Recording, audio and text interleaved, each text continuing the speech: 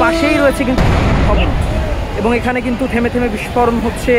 পেছনেই এই ভবন যেটা রয়েছে তেলের পাম্পের ঠিক অপোজিট সাইডের যে আসলে আবাসিক ভবন, সেগুলোতেও কিন্তু অগ্নিকাণ্ড ছড়িয়ে যাওয়ার সম্ভাবনা রয়েছে। এটি হচ্ছে মহাখালী এসকেএস টাওয়ারের সামনে ইউরেকা এন্টারপ্রাইজের একটি সিএনজি ফিলিং স্টেশন, যেখানে একটি তেলের ট্রাকে আসলে অগ্নিকাণ্ডের ঘটনা ঘটেছে এবং পাশেই রয়েছে কিন্তু ভবন, এবং এখানে কিন্তু থেমে থেমে বিস্ফোরণ হচ্ছে। পেছনেই এই ভবন যেটা রয়েছে তেলের পাম্পের ঠিক অপোজিট সাইডের যে আসলে আবাসিক ভবন, সেগুলোতেও কিন্তু অগ্নিকাণ্ড ছড়িয়ে যাওয়ার সম্ভাবনা রয়েছে।